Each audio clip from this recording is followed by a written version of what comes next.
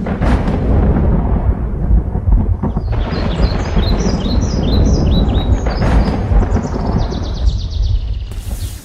عليكم ورحمة الله وبركاته.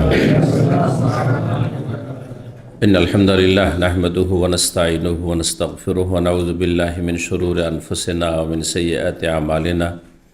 من يهده الله فلا مضل له ومن يضلل فلا هادي له. وأشهد أن لا إله إلا الله وحده لا شريك له وأشهد أن محمدا عبده ورسوله صلى الله تعالى عليه وعلى آله وصحبه وسلم تسليما كثيرا. أما بعد فقد قال الإمام البخاري رحمه الله تعالى: باب من أمر خادمه بالصدقة ولم يناول بنفسه. وقال أبو موسى رضي الله تعالى عنه عن النبي صلى الله عليه وسلم: هو أحد المتصدقين. قال حدثنا عثمان بن أبي شيبة قال حدثنا جرير عن منصور عن شقيق عن مسروق عن عائشة رضي الله عنها قالت: قال النبي صلى الله عليه وسلم: إذا أنفقت المرأة من طعام بيتها غير مفسدة كان لها أجرها بما أنفقت ولزوجها أجره بما كسب وللخازن مثل ذلك لا ينقص بعضهم أجر بعض شيئا. সম্মানিত ভাতৃমণ্ডলী, আল্লাহ রাব্বুল আলামিনের প্রশংসা এবং প্রিয় নবী সাল্লাল্লাহু আলাইহি সাল্লামের উপর সালাত ও সালামের পর আজ সোমবার 3রা রজব 1445 হিজরি মোতাবেক 15 জানুয়ারি 2024 আমাদের ধারাবাহিক আলোচনা সহিহুল বুখারীর জাকাতের পর্ব নম্বর 9। জাকাতের অধ্যায় নম্বর হচ্ছে বা জাকাতের পর্বের অধ্যায় নম্বর হচ্ছে 17। ইমাম বুখারী রাহিমাহুল্লাহর এই কিতাবের অধ্যায় নম্বর 17 জাকাতে বলছেন, এই অধ্যায় হচ্ছে বাবু মান আমারা খাদেমাহু বিসাদাকা। এমন কোনো ব্যক্তি সম্পর্কে যেই ব্যক্তি নিজের চাকরকে, দাসকে, দাসীকে, খাদেম কথাটি ব্যাপক। খাদেম কৃতদাসী হইতে পারে, আবার এমনি চাকর নকর হইতে পারে। আজকালকার জামানায় যারা চাকর, ঘরের কাজ করে, চাকরানি মানে কাজের ছেলে, কাজের মেয়ে, এরাও শামিল খাদেমে। কুয়েতে বর্তমান যুগের পরিভাষা হচ্ছে এখনকার একামার পরিভাষা, যে যারা হাউস ড্রাইভার তাদেরকে খাদেম বলা হয়। হাউস ড্রাইভার ভিসা হচ্ছে খাদেম ভিসা। ওখানে থেকেছেন কুয়েতে কেউ? খাদেম। এখানে কি বলা হচ্ছে? সায় খাস। আর তারপরে হাউসমেটকে, কাজের মেয়েকে কি বলা হচ্ছে? খাদেমা। শুদ্ধ বাংলা আরবি হচ্ছে খাদেমা, আর খাদ্দামাও বলা হয়, এটা মাতৃভাষায়। যদিও আরবি শব্দটা কিন্তু মাতৃভাষা, সেটা লেখার ভাষা নয়। তো খাদেম সবটাকে সামিল। সেটা স্বাধীন মানুষ, আপনি আমি কারো চাকরি করছি, খাদেম। আপনি অফিসিয়াল চাকরি করছেন বা একটু মানসম্মত চাকরি করছেন, সেই জন্য আপনাকে কেউ চাকর বলে না, কিন্তু আপনার কাজটা তো চাকরি। সরকারি করেন আর না হলে চাকরি কেন বলছেন? চাকর সেই জন্য তো চাকরি করছে। আপনি যদি স্বাধীন হইতেন তাহলে চাকরি তো বলতেন না, কাজটা। বুঝা গেছে না? তো যারা আসলে কারো বেতনভুক্ত তারা সবাই কিন্তু আসলে চাকর। সোজা কথা, ভাষাটা শুনতে যেমনই লাগুক। যে চাকরি করে সেই চাকর, যে চাকরি করে সে হচ্ছে চাকর, বুঝি, বা চাকরানি। স্বাধীন হোক অথবা দাস দাসী হোক। কিন্তু নবী সাল্লাল্লাহু আলাইহি ওয়াসাল্লাম আমলে সাধারণত বাড়িতে দাস দাসী থাকতো, কৃতদাস, আব্দ বা আমা, যাদের কেনা বেচা হইতো পণ্যের মতো। দাস প্রথা ছিল, কিছুদিন আগ পর্যন্ত ছিল। তারপরে অধিকাংশ ক্ষেত্রে অবৈধ পথ অবলম্বন করেছে, বৈধ পথ সাধারণত আর নেই। জিহাদ ফিসাবিলিল্লাহর পথ নেই, জিহাদ ফিসাবিলিল্লাহ সুতরাং বৈধ পথ নেই, সব অবৈধ পথ। জোর জবরদস্তি কাউকে উঠিয়ে নিয়ে চলে গেল, দিল দাস দাসী বানিয়ে, হারাম। যার ফলে সৌদি আরব মালিক আবদুল্লাহ রাহিমাহুল্লাহ যখন আসলেন তখন তিনি নিষিদ্ধ ঘোষণা করলেন দাস দাসী বলে কিছু নেই। এটা বাস্তবে নিষিদ্ধ, কিন্তু শরীয়তে রাস্তা খোলা থাকলে শরীয়তে তার বিধান আছে। তো যেই ব্যক্তি নিজের চাকর নকরকে অথবা দাস দাসীকে, তারপরে খাদেম শব্দটি পুরুষলিঙ্গ, খাদেম মানে চাকর, কিন্তু ভাব অর্থে সেটা পুরুষ মহিলা সবাইকে সামিল। খাদেম মানে কাজের ছেলে হইতে পারে, কাজের মেয়ে হইতে পারে। যে ব্যক্তি নিজের দাস দাসীকে নির্দেশ করলো অথবা চাকর চাকরানিকে নির্দেশ দিল, বাড়ির যে সেবাই রয়েছে, খাদেম মানে যে খেদমত করে, তাকে নির্দেশ দিল কি করার, সাদকা করার, যে যাও এটা অমুককে দিয়ে আসো, বাড়ির বাইরে অথবা কারো বাড়িতে, কোথাও গিয়ে মসজিদে দিয়ে আসো, যাও মাদ্রাসায় দিয়ে আসো, নির্দেশ দিল। সাদকার নির্দেশ দিল নিজ খাদেমকে, বাড়ির মালিক। ওয়ালাম ইউনাওয়েল বেনাফসিহি, নিজে হাতে দান সাদকা করল না, এটা কি শরীয়তে বৈধ? এই মাসলা প্রমাণ করছে। কারণ প্রত্যেকটি বিষয়ে জায়েজ না না জায়েজ আমাদেরকে দলিলের ভিত্তিতে জানতে হবে, তাই না? কেউ তো বলতে পারে যে না আপনি দান করবেন, নিজের হাতে দান করেন, কেন আপনি আপনার চাকরকে দিয়ে আপনি পাঠাবেন? দান করবেন, নিজে দিয়ে আসবেন, নিজের হাতে দেবেন আপনি। তো বলছেন না, জায়েজ রয়েছে, বরং এতে কয়েকজন নাকিতে সামিল হবে। এভাবে যদি করেন তাহলে কয়েকজন সামিল হইতে পারে একটা দানে। এই মর্মে একটি হাদিস বিনা সনদে নিয়ে এসছেন, আর সামনে সনদ সহ আসছে হাদিসটি। 1438 নম্বর হাদিস। হাদিস এই কিতাবে আসছে অধ্যায় নম্বর 24, আমরা এখন 17তে আছি, আর হাদিস নম্বর হচ্ছে 1438, আমরা এখন 1425 আছি। তার মানে আজকে সেখানে না পৌঁছলে আগামী কালকের দার্সে পৌঁছলাম ইনশাআল্লাহ। হাদিসটির একটা অংশ শেষখানে রয়েছে, যেই ব্যক্তি নিজে দান করলো কিন্তু সরাসরি দিল না, অন্য কারোর মাধ্যমে পৌঁছে দিল, তো কয়েকজন সেই দানে সামিল। তার একজন যিনি এই সম্পদের মালিক, টাকাটার মালিক, আর একজন যিনি নির্দেশ দিলেন, আর একজন যিনি পৌঁছে আসলেন। কয়জন হইল? তিনজন হয়ে গেল। বলছেন আবু মুসা আশারী রাদিয়াল্লাহু তাআলা আনহু, নবী সাল্লাল্লাহু আলাইহি ওয়াসাল্লাম থেকে হাদিসটি বর্ণনা করে, হুয়া আহাদুল মুতাসাদ্দিকিন, সেও একজন দানকারী হিসাবে গণ্য। হাদিসের সামনে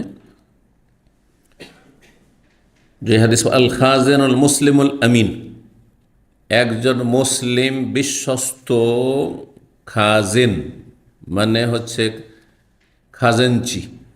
খাজাঞ্চি শব্দটি আজকাল লোকেরা বুঝবেন না, তাই না? না বুঝেন? খাজাঞ্চি কি? যারা রান্না করে, এই যে বুঝলাম, এটা অবশ্য আমাদের আঞ্চলিক ভাষা আছে, যে খাবার আপ্যায়ন করে না, হ্যাঁ, খাবার পরিবেশন করে, তাকে কি বলা? খাজিনদার বলা হয়। আসলে খাজিনদার, খাজাঞ্চি বলা হয় সাধারণত, খাজিনদার বলা। খাজাঞ্চি, খাজানা মানে হচ্ছে ধনভাণ্ডার, খাজানা ধনভাণ্ডার। আর খাজানা যদি কেউ দায়িত্বশীল হয় তাহলে তাকে কি বলা হয়? খাজাঞ্চি বলা হয়। মাশাআল্লাহ, বুঝেছেন? দাড়ির সাদার একটা মূল্য আছে তাহলে আমাদের।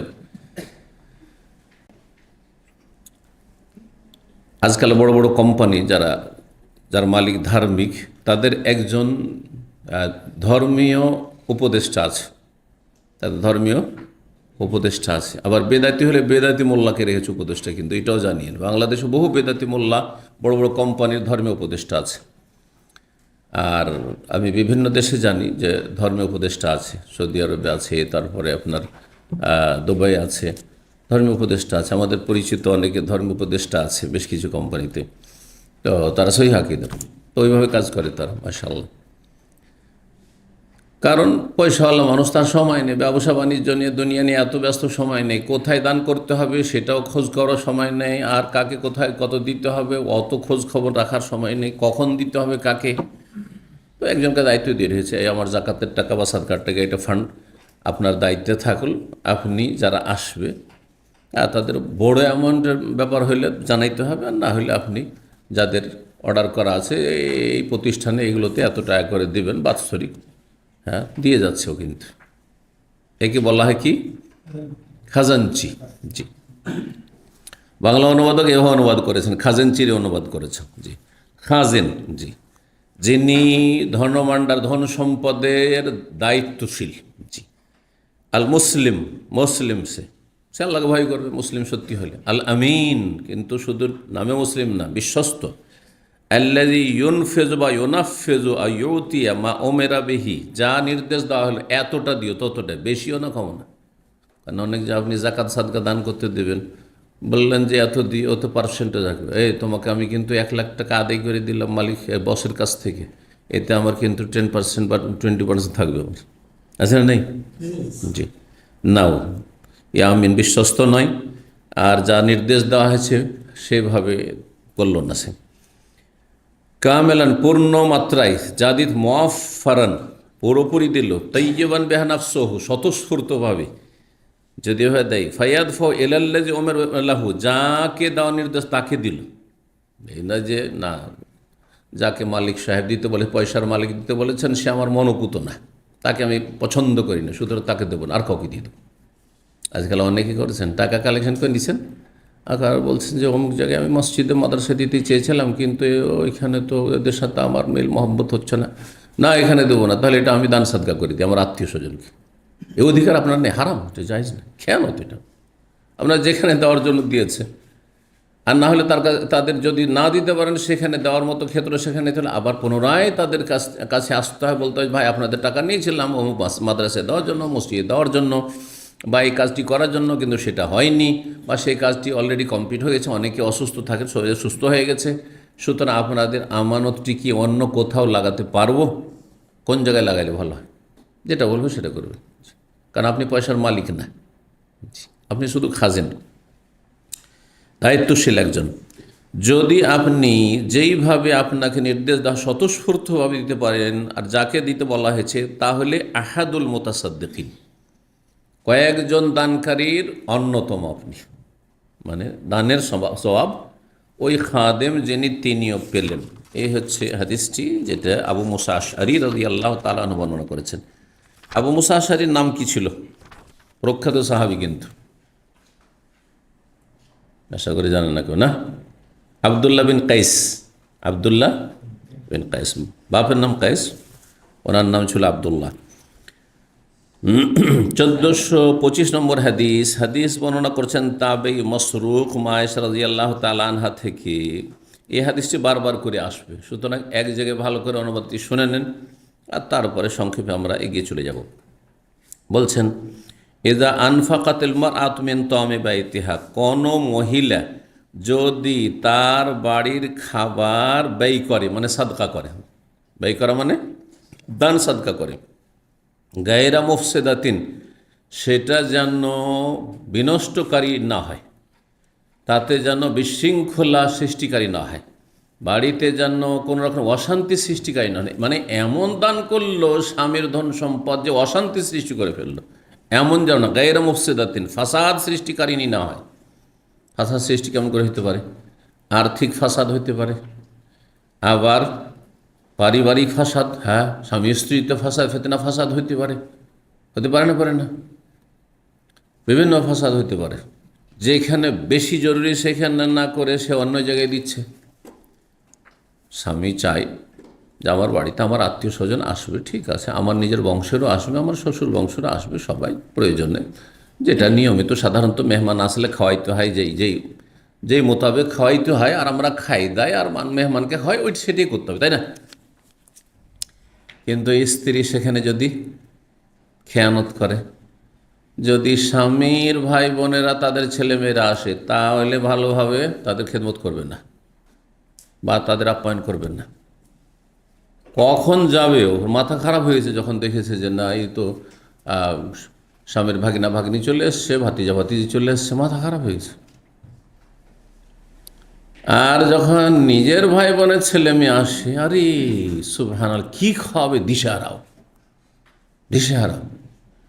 এখন সৌদি আরবে যদি থাকে, এখানে দামি ফ্যামিলি নিয়ে থাকে, আর বাড়িতে স্বামীর টাকা তো আমার কাছে, সব টাকায় আমার কাছে জমা, সুতরাং ধরেন 10 টাকা 15 টাকা 20 টাকা প্লেট খাবার, 2-3 জন খেতে পারবে, এরকম পাওয়া যাচ্ছে খাবার, ধরেন 20 টাকাতে।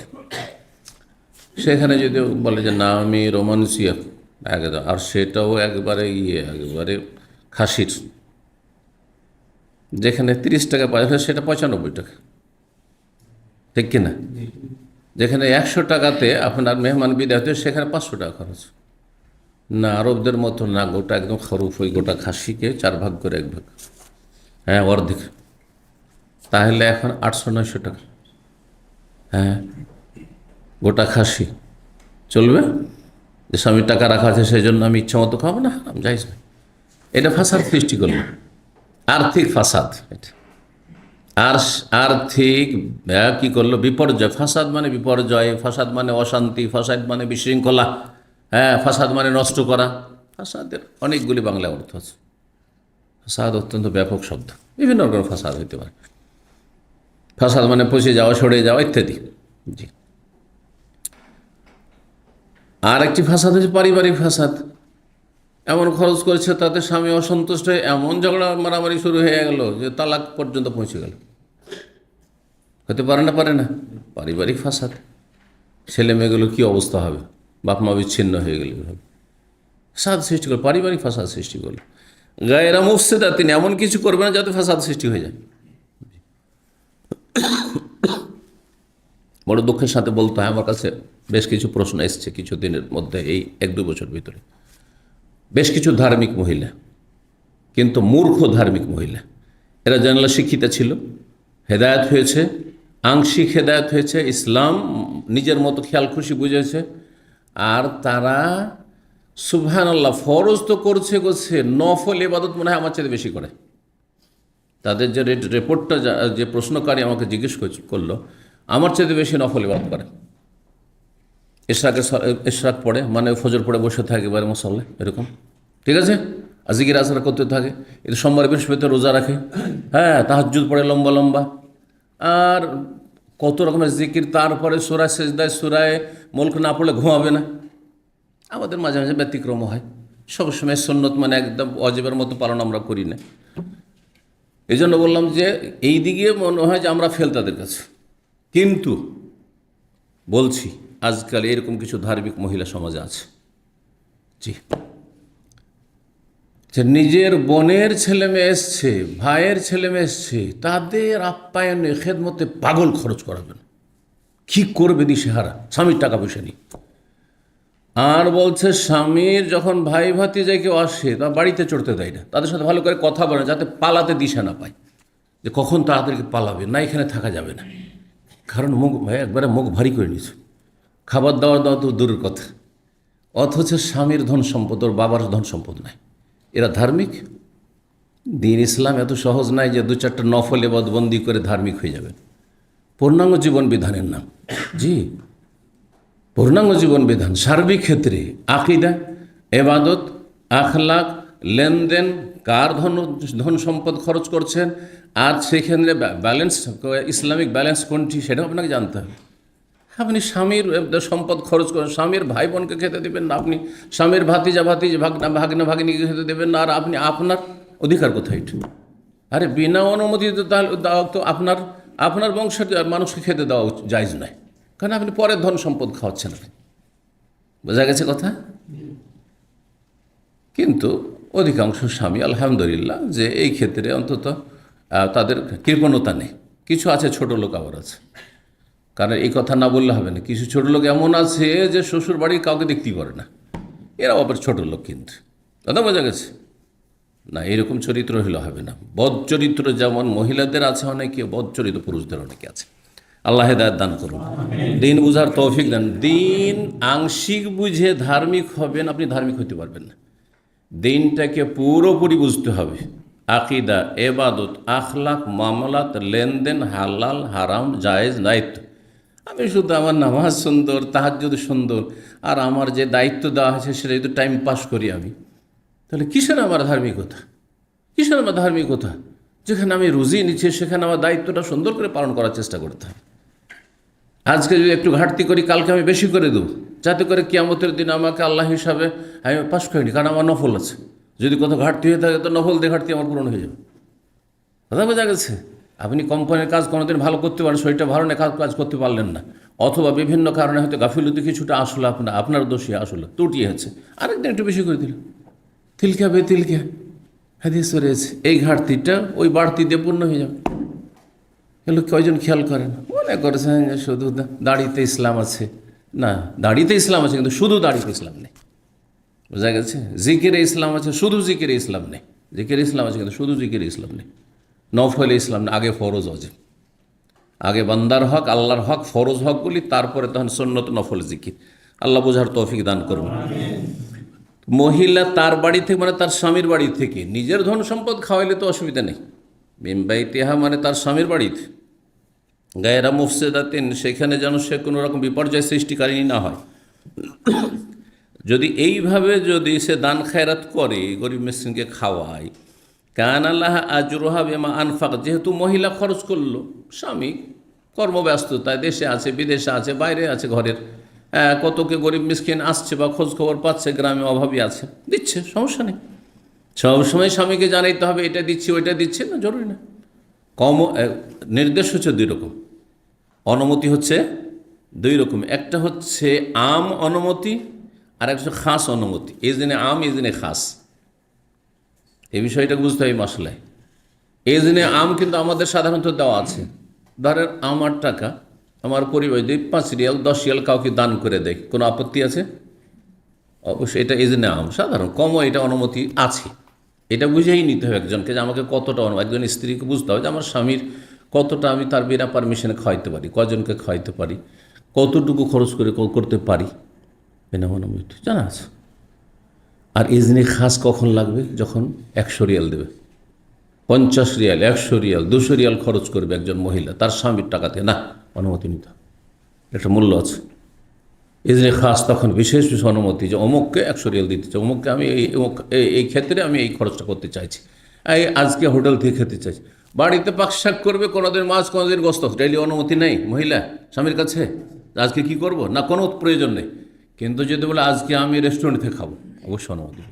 সিদ্ধান্ত তোমার না, সিদ্ধান্ত স্বামীর, যার পয়সা খরচ হবে তার। জি, এজনে খাস লাগবে, বুঝতে পারছেন? এজনে আম একটা কমন অনুমতি, কমন যে সাধারণ অনুমতি আর কি। বাংলা দুটোই বাংলা করি, মানে কমন আবার ইংলিশ হয়েছে, হ্যাঁ, কমন পারমিশন, আর না হলে সাধারণ অনুমতি। ঠিক। তো মহিলা যে খরচ করলো সেজন্য সে নেকি পেল সাদকার, ওয়ালি জাওজিহা আজরুহু, আর তার স্বামীও নেকি পেল সাদকার। কেন? বেমা কাসাবা, যেহেতু সে উপার্জন করেছে। আয় উপার্জন কে করেছে? আপনি, সুতরাং আপনি নেকি পেলেন। আসল উৎস তো আপনি ইনকাম করে নিয়ে এসছেন। ওয়ালিল খাজেন মিসল আলেক, আর যে খাদেম, খাজেনচি, সেও অনুরূপ পাবে, যে পৌঁছে দিয়ে আসলে। এমনকি কেউ যদি সুপারিশ করে, আরও কেউ সামিল হইতে পারে। একজন সুপারিশ করলো যে অমুক একটু অভাবী আছে, যদি একটু দিতেন। হ্যাঁ, ও খাদেমও নয় আর সে মহিলাও নয়, হ্যাঁ, যে দিয়ে উঠিয়ে দিয়েছে, আর মালিকও না, সুপারিশকারীও সমান সব পাবে। হাদিস আছে শাফাতের কথা, সুপারিশ তোমরা করো, ভালো কাজে সুপারিশ করো। জি, যে এই কাজটা হইলে ভালো, একটু করতেন তো ভালো হইতো, পারলে করবে, না হলে আপনার সুপারিশ রাখা জরুরি নয়। জি, লায়ান কোসো বাদহুম আজরা বাদিন সাইয়া, তাদের একে অপরের নেকি কোনো রকম কম করতে পারবে না। সবার নেকি সমান সমান হবে। 1 রিয়ালের নেকি সবাই পেল, 1 রিয়াল দান করার নেকি মালিক পেল, তার স্ত্রী পেল, তার খাদেম পেল, তার কাছে যে সুপারিশ করলো সেও পেল। এখানে তিন ব্যক্তির কথা বলা হয়েছে। 18 নম্বর অধ্যায় বলছেন বাবুন, এ অধ্যায় হচ্ছে লা সাদাকাতা ইল্লা আন জাহরি গিনান, প্রশংসিত। লা সাদাকা মানে সাদাকা নেই, মানে সাদাকা হবেই না, এই অর্থ করলে অর্থ ভুল হবে, তাহলে এখানে লা সাদাকাতা মাহমুদা, না প্রশংসনীয় বা প্রশংসিত সাদাকা নেই, দান খায়রাত নেই। ইল্লা আন জাহরে গেনা, তবে অভাব মুক্ত থেকে যে দানটা করবেন, অভাব মুক্ত হওয়ার পরে। জাহার মানে পিঠ, তাই না? তো পিঠ পেছন দিকে থাকে, এখানে পরের অর্থে রয়েছে। অভাব মুক্ত হওয়ার পরে দান করলে সেটা হচ্ছে প্রশংসিত সাদকা, প্রশংসিত দান। অর্থাৎ নিজে অভাবী, নিজে খেতে পান না, নিজের সংসার চালাতে পারেন না, নিজের ঋণে জর্জরিত, নিজের ছেলে মেয়ে অনাহারে থাকছেন, নিজের ছেলে মেয়ের শীত বস্ত্র নেই আর দান খেরাত করছেন, এটা প্রশংসিত না, তবে জায়েজ। যে আমি ক্ষুধার্ত থেকে দান খেরাত করবো, জায়েজ নয়, কিন্তু ঈমান শক্ত হইতে হবে। শর্ত হচ্ছে আল্লাহর ওপর তাওয়াক্কুল, আস্থা মজবুত হইতে হবে, তাহলে আপনি সব কিছু দান করতে পারেন।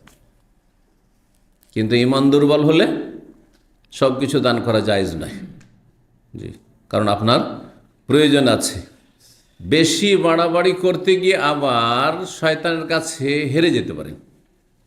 যে কোনো ইবাদত বন্দেগীতে বেশি বাড়াবাড়ি করেন, আর যদি ওই রকম ঈমান মজবুত না থাকে, তো শেষে কি হবে? শয়তান আপনার বিরুদ্ধে কিন্তু লড়াই চালাচ্ছে, সংগ্রাম চালাচ্ছে। সংগ্রামে গিয়ে আপনি আছাড় খেয়ে পড়ে যাবেন। আপনাকে আছাড় দিয়ে দেবে শয়তানে। হাদিস এই জন্য রয়েছে যে তোমরা আলাইকুম মিনাল আমালে মা তুতিকুন, তোমরা যতটা পারো ততটা আমল করো। যথাসাধ্য তোমরা আমল করো, তোমরা ক্ষমতার বাইরে বেশি বাহাদুরি দেখাতে যেও না। ফাইনাল্লাহ লা ইয়ামাল্লু হাত্তা তামাল্লু, আল্লাহ বিরক্ত হবেন না নেকি দিতে গিয়ে যতক্ষণ তোমরা বিরক্ত না হয়ে যাও।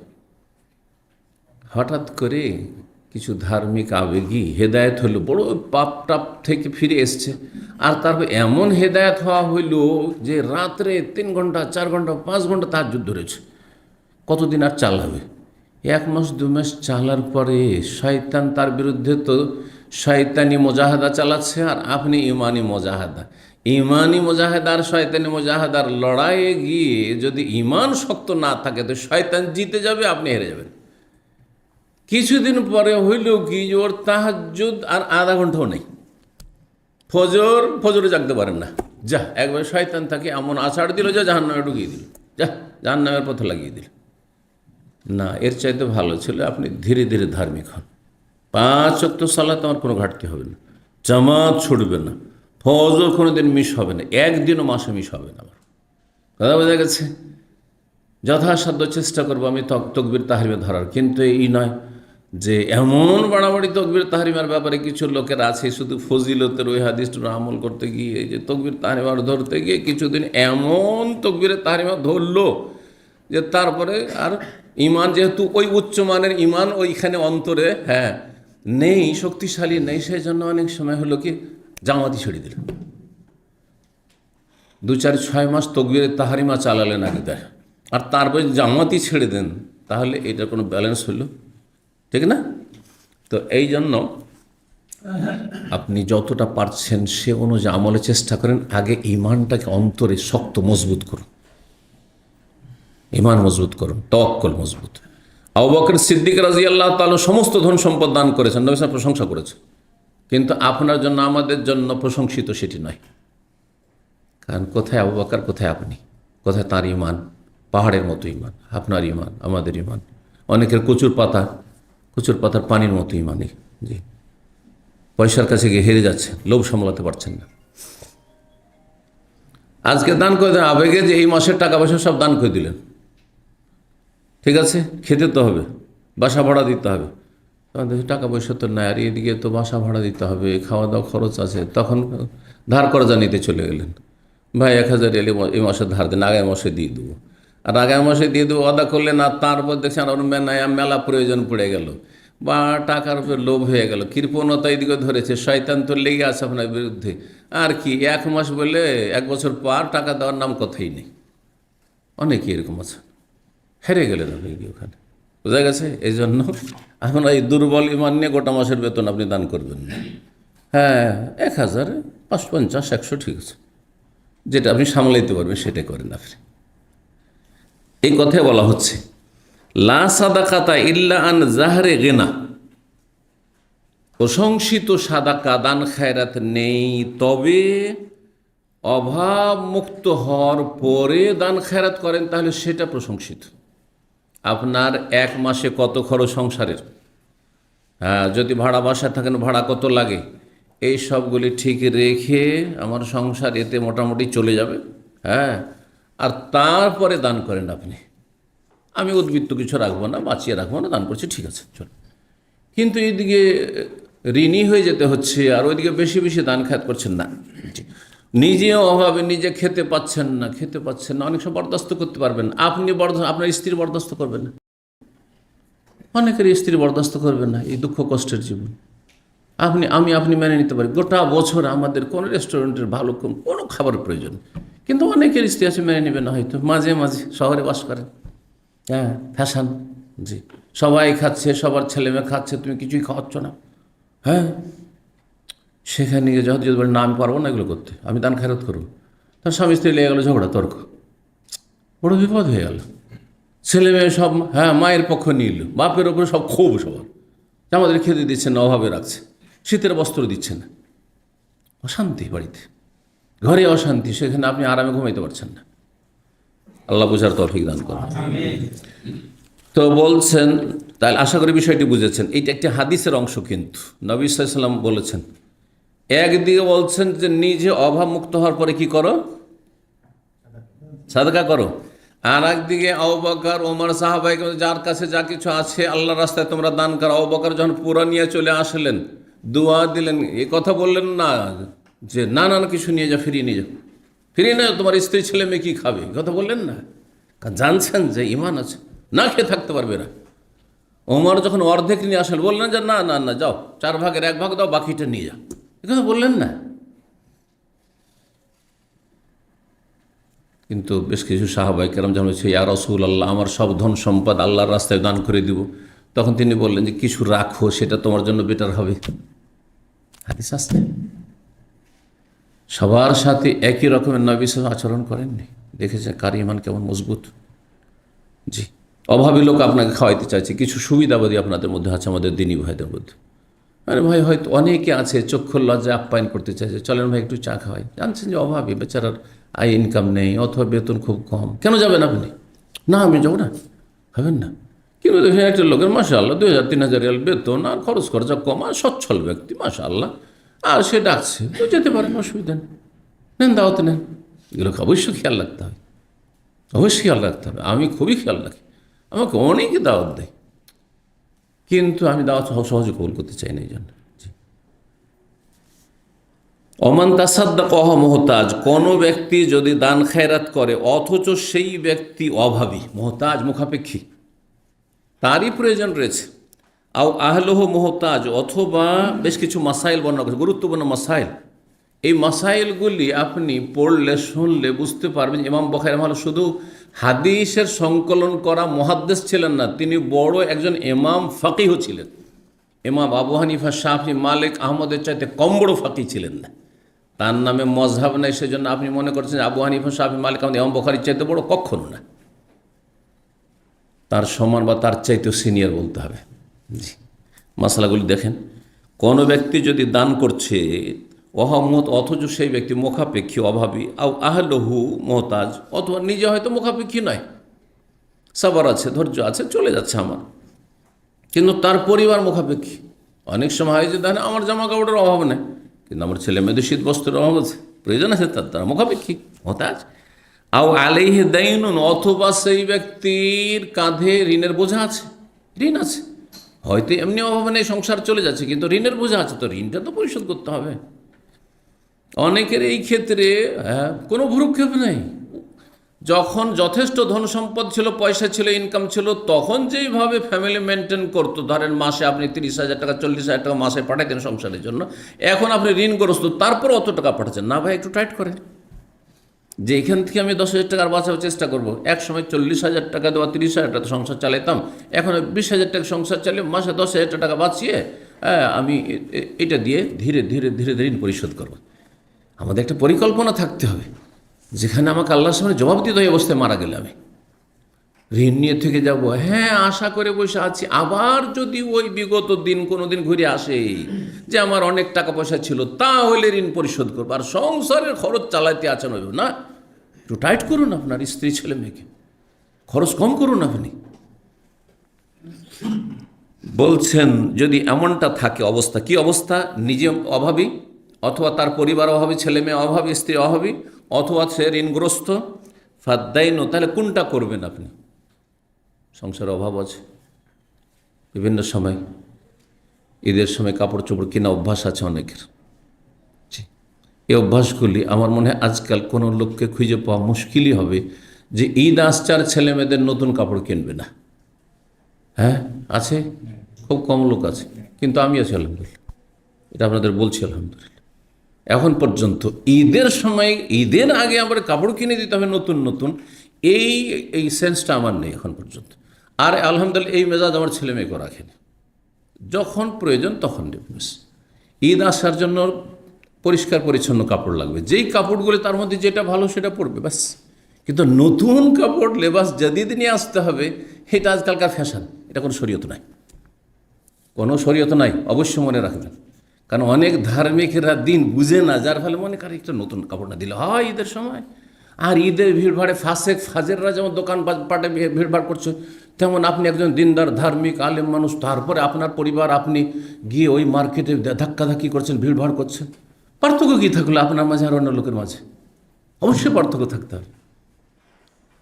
জি, আমি একসময় অবাক হইতাম, একসময় তো দোকানপাটে যেতাম, ঈদের পরের দিন বা তার পরের দিন যখন একেবারে দোকানে কোনো কাস্টমার নেই, তখন আমি ওই যে শাহরি প্লাজা আছে না, এখানে আছে না এগুলো, ইবাদুল্লাহ স্যার আছে, এগুলোতে কোনো কাস্টমার নেই সেখানে, তখন কেউ নেই। আর ঈদের আগে ঢোকা যায় না, বের হয়ে যাবে না, দোকানে ঢুকে গেলে ঢোকা যাবে না। না, এটাই অভ্যাস ছিল আমাদের। জি, আলহামদুলিল্লাহ। আল্লাহ যেন কন্ট্রোল করা তৌফিক দান করেন। দুনিয়ামুখী হবে না, আখিরাতমুখী হবে। জি, ফাদ্দাইনু আহাক্ক, প্রথম ঋণ বেশি অধিকার রাখে। আগে ঋণ পরিশোধ করেন। নতুন জামা কাপড় আর শীতের বস্ত্র প্রতি বছর না, 5 বছর আগের আমার শীতের বস্ত্র দিয়ে চলছে, ছেড়ে নি ওটি দিয়ে চলছে, পুরানো দিয়ে চলছে, পুরান গাড়ি দিয়ে। আমি সৌদিদের মধ্যে বেশ কিছু ধার্মিক লোক দেখেছি একেবারে পুরান গাড়ি। আপনারা সেই গাড়িগুলো হয়তো অনেকে ইউজ করেন না, নিশান আর এই যে সস্তা যেসব গাড়ি 5,000 7,000-এর গাড়ি, তো নিয়ে চলে এসছে। উঠেছিও তাদের সাথে, বলছে আপনি একজন শিক্ষক আর এই গাড়ি। তখন উত্তরটা শোনেন, বলছে গাড়ির উদ্দেশ্যটা কি? গাড়ির উদ্দেশ্যটা কি? নতুন দেখানো, গন্তব্যে পৌঁছে দেওয়া। তো বলছে আমাকে আলহামদুলিল্লাহ হ্যাঁ ইউ আসছিল, এটা আমাকে গন্তব্যস্থানে পৌঁছে দিই, যেখানে যাবো সেখানে পৌঁছে দিচ্ছে, আলহামদুলিল্লাহ, রাস্তায় থেমে যায় না, কাজ চলছে ব্যাস, আলহামদুলিল্লাহ। এ মন মেজাজ থাকলেই হইল। কিন্তু না, এত পুরান গাড়ি আমার কাছে থাকবে, এটা আমার জন্য বেমানান, আমি একজন শেখ মানুষ। তাহলে তখন অশান্তির শেষে নেই। হ্যাঁ, তখন অভাব আর চোখের সামনে শুধু অভাব, এত টাকা পাবো কোথায়, নতুন গাড়ি কিনলে এত টাকা লাগে, কোনো প্রয়োজন নেই। আলহামদুলিল্লাহ আমার গাড়ি চলছে, সেটা দিয়ে আলহামদুলিল্লাহ আমার যাতায়াত হয়ে যাচ্ছে। জি, আল্লাহ শুকরিয়া আদায় করতে পারবেন। ঋণ বেশি অধিকার রাখে আইয়ুকদা, যে ঋণ পরিশোধ করা হোক। কিসের তুলনায়? মিনা সাদাকাতে, দান খায়রাতে চাইতে। সাদাকা আগে নয়, আগে কি? ঋণ পরিশোধ। ওয়াল ইতকি, কোনো দাস দাসীকে মুক্ত করার চাইতে বেশি অধিকার রাখে। ওয়াল হেবা, আর কাউকে আপনি উপঢৌকন দান করতে চাইছেন, সাদাকা নয়, সেটি হচ্ছে কাউকে আপনি হেবা করতে চাইছেন, মানে দান করে দিতে চাইছেন, এমনি দিতে চাইছেন সচ্ছল মানুষকে, তার চাইতে উত্তম। ধরেন আপনি মনে করছেন যে আমি শাইখকে খুব ভালোবাসি, শাইখকে একটা কোনো হাদিয়া দেবো, তার চাইতে বেশি জরুরি আপনার ঋণ পরিশোধ করা। জি, ওয়াহুয়া রাদ্দুন আলাইহি, আর কেউ যদি ঋণগ্রস্ত তারপরেও যদি কোথাও সাদকা করে দেয়, কোনো দাসকে মুক্ত করে দিল, অথচ সেটাতে অনেক বড় একটা অ্যামাউন্ট আসতো, অথবা কাউকে কোনো উপঢৌকন দিয়ে দিল, তাহলে সেটা তাকে ফেরত করে দিতে হবে। যে না, যান, এই যে নিয়ে যান, ফিরিয়ে নিয়ে যান, আপনি আমাকে এই 100 রিয়ালের এটা দিতে এসছেন, ফিরিয়ে নিয়ে যান, আর এটা দিয়ে ঋণ পরিশোধ করেন। আপনি দান করে দান করে নিয়ে যান, টাকা ফিরিয়ে নিয়ে যান, দান করতে হবে না আপনাকে, ঋণ পরিশোধ করেন আগে। হরদ্দুন আলাইহি লাইসা লাহু আন ইউতলিফা আমওয়ালান নাস, যেই ব্যক্তিকে দিল, দান সাদকা করলো, অথবা দাস মুক্ত করলো, অথবা দাস কাউকে দিয়ে দিল, অথবা হেবা করলো, সেই ব্যক্তির জন্য এই অধিকার নেই যে জনগণের ধন সম্পদ নষ্ট করবে। তারও এই অধিকার নেই যে আপনি কি বিবেকে আপনি মানুষের গিফট দিচ্ছেন, অথচ সে মানুষটি ঋণে জর্জরিত। ওই রকমই আপনি ঋণগ্রস্ত মানুষের ধন সম্পদ হক নষ্ট করে রেখেছেন, আর আপনি দান খায়রাত কি করছেন, আপনার এই অধিকার নেই যে আপনি এগুলো কাজ করবেন। এটা নেকি করার তরিকা হইল না। নেকি করার তরিকা যাকে ফরজ আদায় করা, দান সাদকা নফল, এটা জাকাত নয়, ঠিক না? দাস মুক্ত মুক্ত করা নফল কাজ, কাউকে হেবা করা, হাদিয়া তোহফা দেওয়া হচ্ছে নফল কাজ, মুস্তাহাব কাজ। আর ঋণ পরিশোধ করা ফরজে আইন, আপনার উপর ফরজ। এমনকি আপনার ঋণ আপনার স্ত্রীর উপর ফরজ না, আপনার ছেলেমেয়ের উপর ফরজ না, আপনার উপর ফরজ, আপনাকে আদায় করতে হবে। আল্লাহ তৌফিক দান করুন। হাদিসটি খুব গুরুত্বপূর্ণ নবী সাল্লাল্লাহু আলাইহি ওয়াসাল্লামের। এখানে বিনা সনদে নিয়ে এসছেন, কিন্তু হাদিস সহিহ বুখারী মুসলিম এই হাদিসটি এসছে। নবী সাল্লাল্লাহু বলেছেন, মান আখাযা আমওয়ালান নাস ইউরিদু ইতলাফাহা। এই হাদিসের প্রথম অংশটুকু আগে বলে দিই, দুটো অংশ আছে। মান আখাযা আমওয়ালান নাস ইউরিদু আদাহ আদাল্লাহু আনহু, কোনো ব্যক্তি যদি কারো ধন সম্পদ নেই, নিলেন আপনি ঋণ হিসাবে, কর্জা হিসাবে, কিন্তু আপনার অন্তর ইউরিদু আদাহা, সততা আছে যে আমি যথাসময়ে আদায় করে দেব, ঋণ পরিশোধ করে দেব। আদাল্লাহু আনহু, আপনাকে আদায় করতে, আল্লাহ আদায়ের ব্যবস্থা করে দেবেন। আল্লাহ অবশ্যই স্পেশাল সাহায্য করবেন, আল্লাহ কোনো সুব্যবস্থা আপনার জন্য বের করবেন, আল্লাহ রাব্বুল আলামিন হবেই। আদাল্লাহ আনহু। দ্বিতীয় অংশটুকু এখানে রয়েছে, ওমান আখাযা আমওয়ালান নাস, আর কেউ যদি ধন সম্পদ কারণ নেই, ধার কর্জা নিয়েছে, কিন্তু মাথার ব্যথা নয়, পারবো তখন দেব, হবে তখন দেব, কোনো চিন্তা নেই তার, সব কাজ চলছে দুনিয়ার স্বাভাবিক চলছে, যেন কোনো কিছুই নেই তার দায়িত্বে।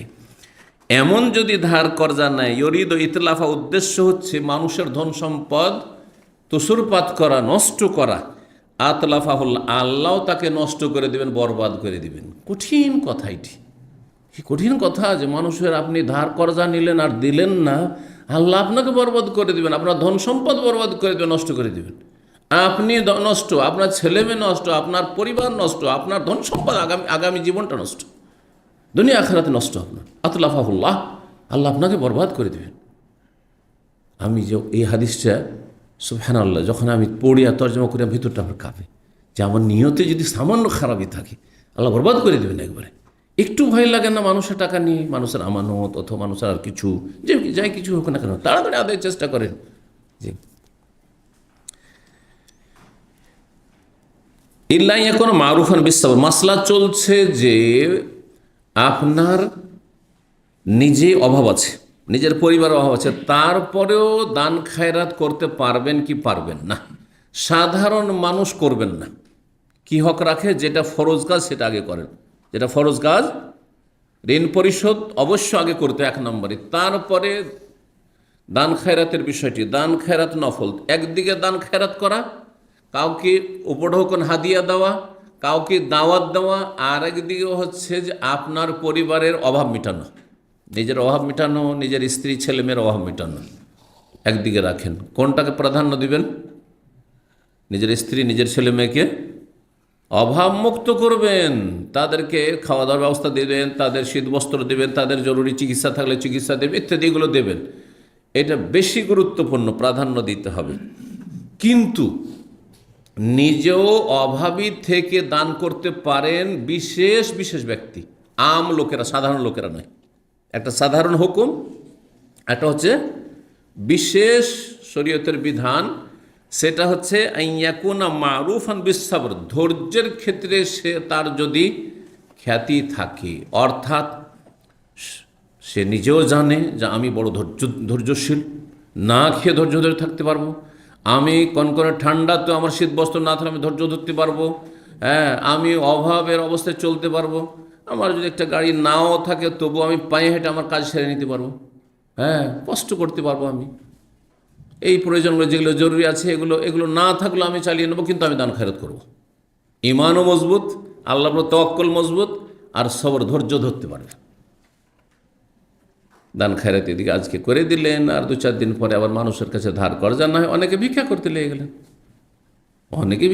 লেগে গেলেন, এদিকে আবেগে গিয়ে দান খায়রাত, তারপরে মানুষের কাছে চাওয়া, বা 2 নম্বরই রাস্তা, হারাম রিজিকের রাস্তা ধরে নিলেন, তাহলে তো চলবে না। যদি ধৈর্য ধরতে পারেন, গুনাহ থেকে ধৈর্য ধরবেন, ভিক্ষা করার বিষয়ে ভিক্ষাবৃত্তি থেকে ধৈর্য ধারণ করবেন, মানুষের কাছে চাওয়া থেকে, ফায়ুসিরু আলা নাফসিহি, তাহলে নিজের ওপর অন্যকে প্রাধান্য দিতে পারেন, নিজে না খেয়ে অন্যকে খাওয়াইতে পারেন। রাত্রে আজকে খেতে হবে, স্বাভাবিক ক্ষুধা লাগবে, যাদের বিশেষ করে রাত্রে খাওয়া অভ্যাস আছে, কি অধিকাংশ লোকের অভ্যাস আছে, খুব ব্যতিক্রম, খেতে হবে। আর দেখছেন যে একটা খাবার আমার আছে, এই খাবারটা আমার রাত্রের, এখন এটা দান করে দিলে আমাকে ক্ষুধার্ত থাকতে হবে। আপনি ক্ষুধায় সকাল করতে পারবেন কিনা এটা একটা চিন্তার বিষয়। যদি বলে কোনো ব্যাপার না আমার, তাহলে আপনি দান করেন, নিজের ওপর অন্যকে অগ্রাধিকার দেন, ফজিলত বা বেশি ফজিলত। কিন্তু যদি দেখেন যে আমি এখানে আমার খাবারটা দিয়ে দিলাম, আর যাওয়ার পরে তখন খিদায় আর ছটপট করছি, থাকতেও পারছি না, তো রুমে গিয়ে তখন সাথী বন্ধুরা সবাই ঘুমিয়ে গেছে, আর ওদের ফ্রিজ খুলে খুলে দেখি কারো কিছু রাখা আছে নাকি। কি কাজ করলেন? নেকি করলেন না গুনাহ করলেন? এদিকে আপনি নফল দান করলেন, আর ওইদিকে কারো চুরি করে বিনা অনুমতিতে খাবার খাচ্ছেন আপনি। বোঝা গেছে? জি, এরকম যে কোনো উদাহরণ হতে পারে। সাহাবি নাম কি ছিল জানা আছে? যে রাতে মিছামিছি মুখ নড়ানড়ি করেছে, আর স্ত্রীকে বলেছে তুমি ওই প্রদীপটা চারাকটা নিভিয়ে দিবে, আর বাচ্চাগুলোকে থাবড়ে থুবড়ে কোনো করে ঘুম দিয়ে দিবে, আর মেহমানের একজনের খাবার ওকে খাইয়ে দেবো, আল্লাহ খুশি হবে। রসুল্লাহর মেহমান সাল্লাল্লাহু আলাইহি ওয়াসাল্লাম। কোন সাহাবি? আবু তালহা আনসারী, যার কথা সূরা হাসর রয়েছে, ওয়ায়ুসিরুনা আলা আনফুসিহিম ওয়ালাউ কানা বিহিম খাসাসা। আনসারীদের প্রশংসা করতে গিয়ে বিশিষ্ট আনসারী আবু তালহা, আনাসের সৎবাপ, আনাসের আব্বা যখন ইন্তেকাল করলেন তখন তার মা উম্মে সুলাইম, রোমাইসার বিয়ে হইল। উম্মে সুলাইম কুনিয়াত, আর রোমাইসা তার নাম। তার বিয়ে হলো কার সাথে? আবু তালহার সাথে। হঠাৎ করে সন্ধ্যাবেলা রসুল্লাহ সাল্লামের কাছে মসজিদ নববীতে বেশ কিছু অতিথি মেহমান চলে এসছে। মেহমান মানে কি? সব ইসলামের মেহমান, সব আল্লাহর মেহমান সব এসছে। যেমন আমাদের দার্সে অনেকে চলে আসে, শেখ আমার থাকার কোনো জায়গা টেগে নেই। যেমন আজকে সকালবেলা একজন ভাই ওরকম আসছে, কোনো এক মানুষ দেখলাম দিনদার, মাদ্রাসা পড়েছে, থাকারও জায়গা নেবে, খাওয়ারও ব্যবস্থা নেই, তো এরকম কেউ চলে আসে।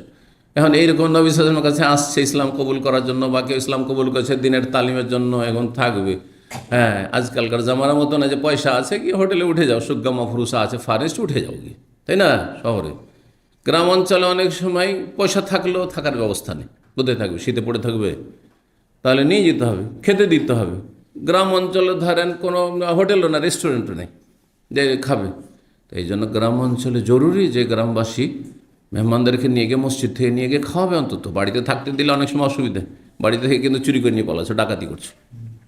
বাড়িতে থাকতে দেবেন না, মসজিদের মাইক চুরি করে, মসজিদের ঘড়ি চুরি করে, মসজিদের ভিতরে থাকতে দেবেন না, বাইরে বারান্দায় বাবা থাকুক, কারণ বিশ্বাস করা মুশকিল। কিন্তু খেতে দেন, চেনে না চেনে, অপরিচিত হোক গা। তো যাই হোক, নবী সাল্লাল্লাহু আলাইহি সাল্লামের মেহমান এসছে, কে নিয়ে যেতে পারবে? একজন, দুইজন, তিনজন, চারজন। বলছেন যে কেউ নিল একজন, কেউ নিল দুইজন, কেউ নিল তিনজন, চারজন, এরকম করে নিয়ে যাচ্ছে। আমি একটাও নিয়ে যাবো না, বাড়িতে তো কিছুই নেই। তারপরে দেখি একটা মেহমান তো নেই, রাসূলুল্লাহ মেহমান নিয়ে বাড়ি গেলেন।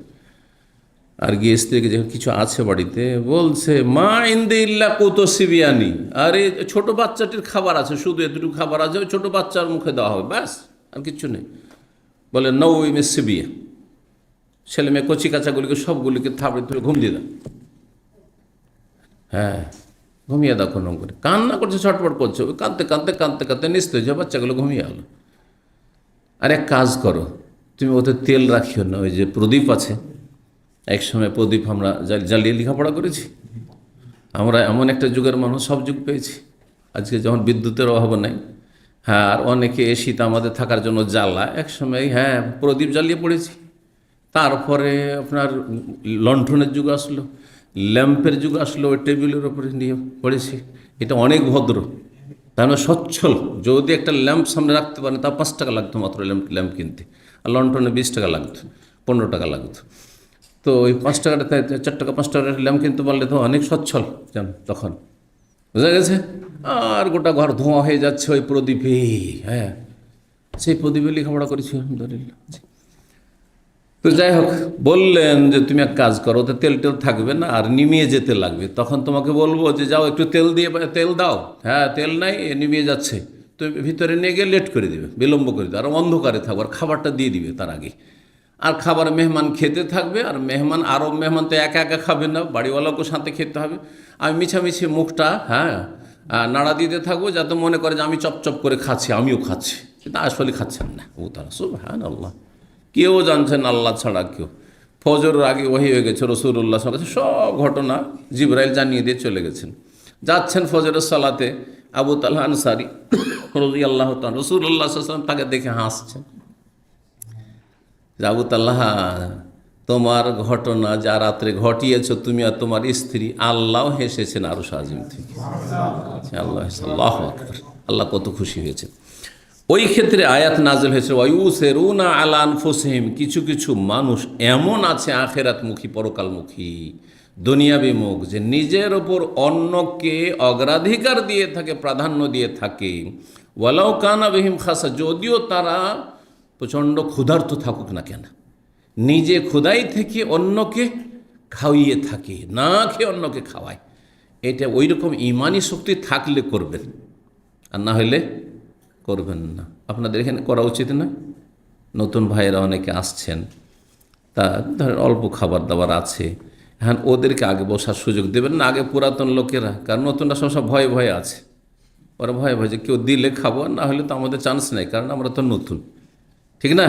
কিন্তু আপনাদের তো ভয় নেই, আগে প্লেট নিয়ে আগে রেডি, না রে ভাই প্লেট নিয়ে ওদের সামনে পেশ করেন, আর তারপরে তখন আপনারা দেখেন যে বসা যায় কি না। যদি দেখেন যে বসা যায় তো আলহামদুলিল্লাহ, না হলে আপনারা ওই আবু তালহার মতো করেন, বুঝতে পারছে? কিন্তু নাজায়েজ কাজ গিয়ে করবেন না আবার রুমে গিয়ে, কি বুঝলেন?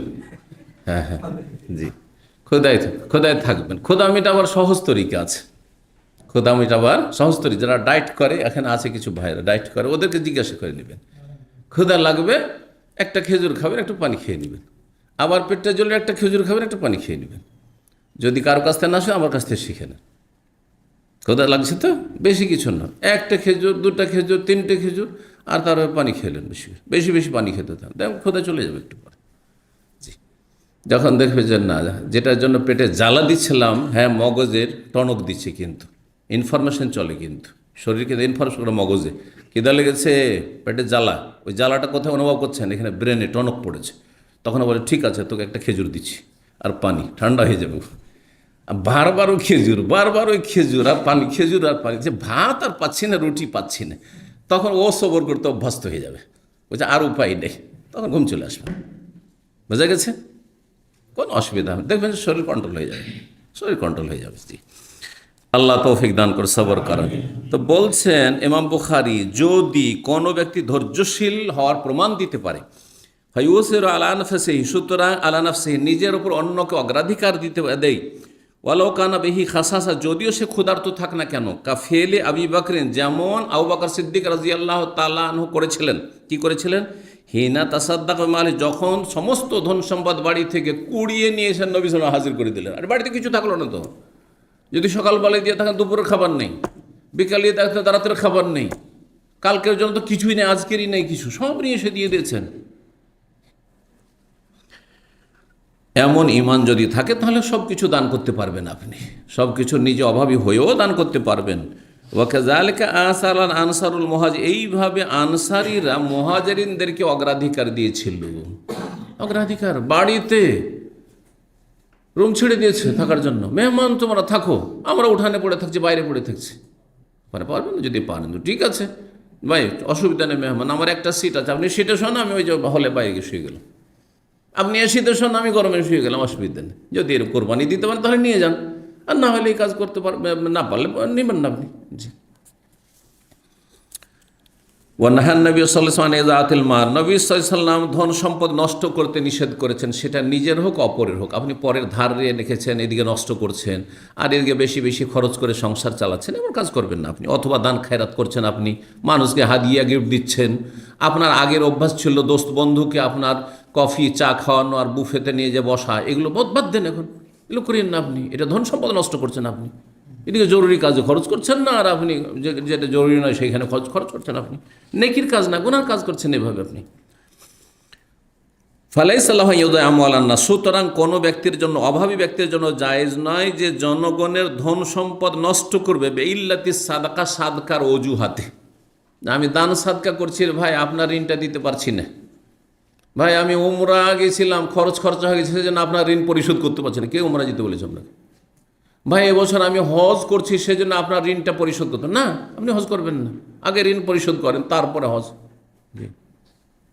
ফরজও নেই।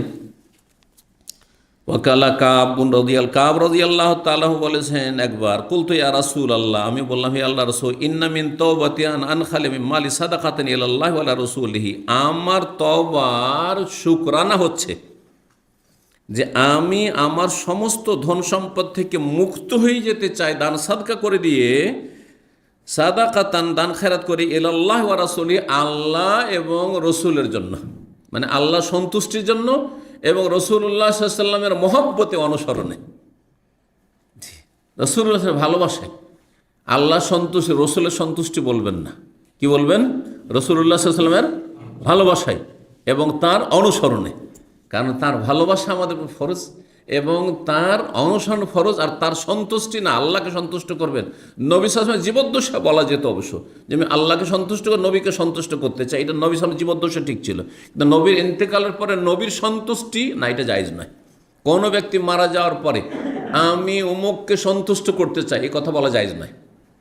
কিন্তু জীবিত অবস্থায় বলা যেতে পারে, শেখ আপনাকে আপনি যাতে সন্তুষ্ট হন, আপনার মনটা খুশি হয়, সেই জন্য এই হাদিয়া নিয়ে এসছি, জায়েজ নেই বলা? জায়েজ। কিন্তু মারা যাওয়ার পর যদি বলেন যে শেখের সন্তুষ্টি বিধানে আমি এই কাজটি করছি, চলবে না? জায়েজ নাই। আর ফাজাইল তবলিগি নেশাব লেখে আমাদের তবলিগি বড় হুজুর, হ্যাঁ, কি করেছেন মৌলানা ইলিয়াস সাহেব ভূমিকাতে, এই শিরকি কথাটাই তিনি বলে ফেলেছেন। সেটা কি? মৌলানা জাকারিয়া, হ্যাঁ মৌলানা জাকারিয়া লিখক, মৌলানা জাকারিয়া শেখুল হাদিস, হ্যাঁ দেওবন্দীদের, তিনি এই কিতাব লিখছেন আর বলছেন যে এই কিতাবটি আমি লিখছি এত বড়, হ্যাঁ, বুজুর্গের সন্তুষ্টি বিধানে। কার? মৌলানা ইলিয়াসের রুহের আত্মার সন্তুষ্টি বিধানে। তাকে সন্তুষ্ট করবেন মানে আল্লাহ সন্তুষ্টির জন্য আপনি কিতাব লিখছেন না, ইসলামের খেদমত করছেন। শুরুতে ভূমিকা দিশির কাছে, ভূমিকা দিশির কাছে জীবিত অবস্থায় বলা যেত। এই জন্য নবী সাল্লাল্লাহু আলাইহি ওয়াসাল্লামের জীবদ্দশায় সাহাবীরা যদি বলে ঠিক আছে আল্লাহ সন্তুষ্ট হয়ে যান, নবী যেন সন্তুষ্ট, নবীর অসন্তুষ্টি কুফর। নবী যদি কারোর উপর অসন্তুষ্ট হয়ে যা, আপনি যদি কষ্ট দিয়ে অসন্তুষ্ট করেন, আর নবী সাল্লাল্লাহু আলাইহি ওয়াসাল্লামের সন্তুষ্টির জন্য আমি তার সামনে হাদিয়া নিচ্ছি, ঠিক আছে। কিন্তু এখন যদি বলে আমি নবী সাল্লাল্লাহু আলাইহি ওয়াসাল্লামের সন্তুষ্টির জন্য মদিনা এসেছি, জায়েজ না, এটি জায়েজ না। আল্লাহ সন্তুষ্টি এখন বলতে রেজা আল্লাহ। জি, তো বলছেন যে আমার তওবার শুকরানা হচ্ছে যে আনখালি আমি মালি, আমি আমার ধন সম্পদ থেকে মুক্ত হতে চাই, মানে সমস্ত দান করে দিতে চাই, সাদাকাতান সাদাকা করিয়ে এলাল্লাহে আল্লাহর জন্য, আল্লাহর উদ্দেশ্য মানে আল্লাহর দিকে আমি ফিরে আসতে চাই।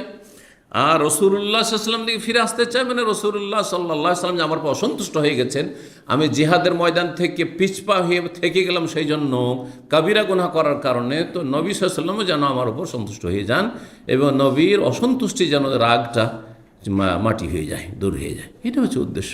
ঘটনা কী ছিল? তবুকের যুদ্ধ। তবুকের যুদ্ধ প্রচণ্ড গরমের সময় হুকুম হয়ে গেল। এক তো মদিনার গরম, আর সেই গরমের সময়, আর গরমের সময় কি হয়? খেজুর পাকে, গরমের সিজনেই খেজুর পাকে। আর মদিনার, হ্যাঁ, মানুষের আসল ইনকাম সোর্সই ছিল কি? খেজুরের বাগান আনসারীদের। এখন খেজুর আপনার বাগানে পাকছে, চিন্তা করুন, যারা আমরা কৃষি কাজ আমাদের দেশে করে ভালো করে জানেন, কিন্তু ধান পেকে আছে জমিতে, আর সেই সময় বিদেশ আসতে পারবেন না? ধান কেটে মেরে বাইরে বেরোতে হবে, কোথাও সফর করতে পারবেন না কৃষক ব্যক্তি। ধান কেটে মেরে ঘরে উঠেইতে হবে, কারণ এটি সারা বছর কাজে আসবে। চাকরি নেই বাকরি নেই, এটাই হচ্ছে কৃষি নির্ভরশীল মানুষ অধিকাংশ মানুষ।